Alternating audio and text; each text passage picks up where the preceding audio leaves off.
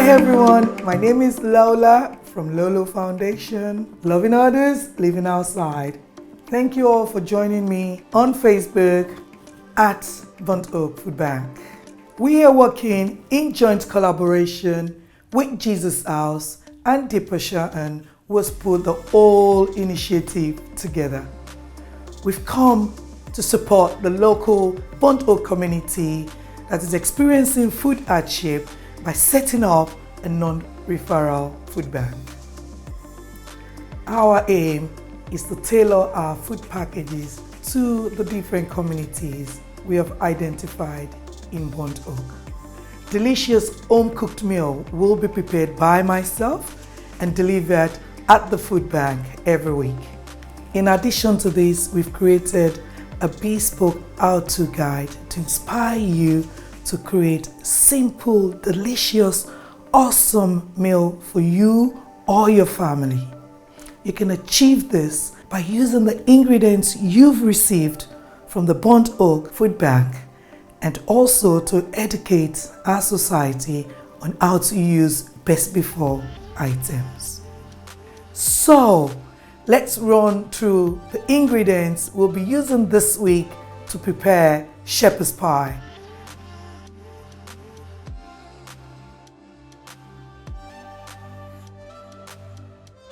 The first ingredient for this week is onions. Onions is my base ingredient for every dish.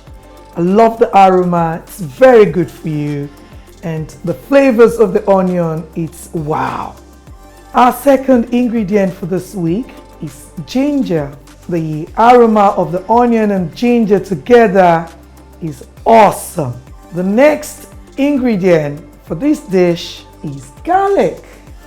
The next ingredient for this dish is my chilies. The chilies add spice and a bit of heat to the dish. Because this is a vegetarian dish, I'm going to be using soya chunks instead of meat. And you're going to find this in your parcel this week. To use your soya chunks, you need to soak it in water for a few minutes just to make it soft.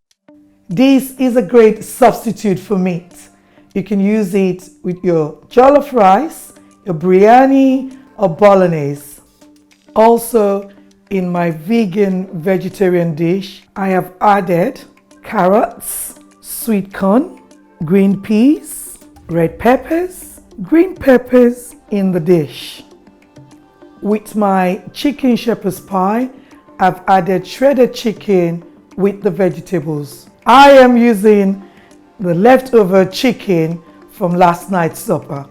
I have now finished chopping my chicken breast. I'm now going to add it to my saute, onions, ginger, garlic, and chilies. I've got my lovely big King Edward's potatoes. I'm going to peel it and I'm going to chop it up or cut it into cubes. It's always nice to have a sharp peeler. Makes it easy.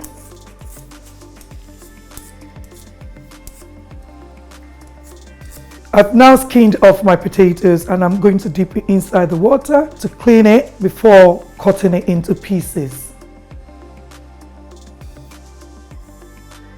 I'm now going to throw the pieces of potatoes into a pot of boiling water with salt.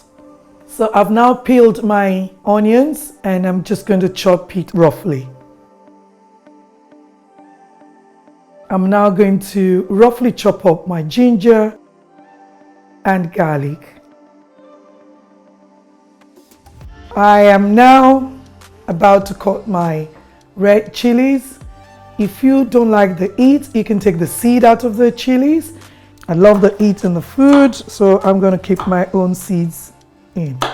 I am going to use one chili for this dish because the chilies is quite hot. I'm now going to peel and add my carrots.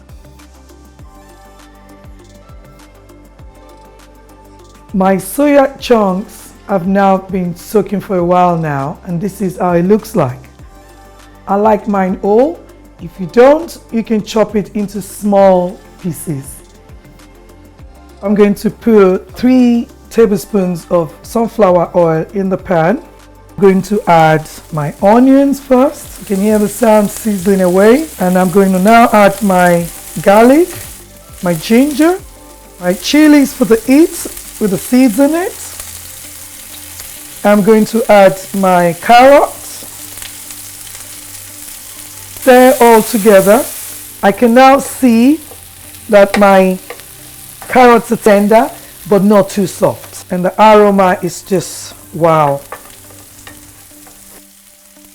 I'm going to add about a tablespoon of thyme, a tablespoon of curry powder, about a tablespoon of the veg seasoning. I'm now going to add the vegetables I chopped earlier, which is the green peppers, the red peppers, the sweet corn, and the green peas. If you're vegetarian, you can now add your soya chunks, or you can add your chicken pieces onto the vegetables. And you can eat this with a lot of dishes. Your pasta, you can have this with rice. I'm now going to check if my potatoes are cooked because it's been cooking for a while. Oh, look at that. The potatoes are well cooked.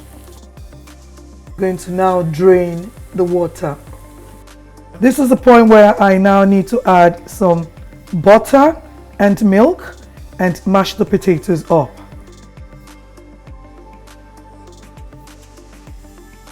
Done.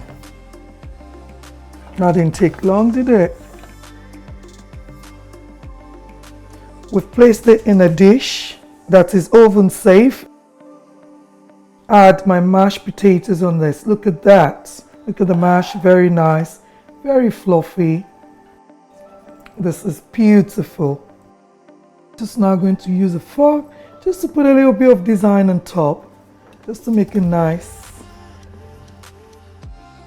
I'm now putting it in a preheated oven at 180 degrees.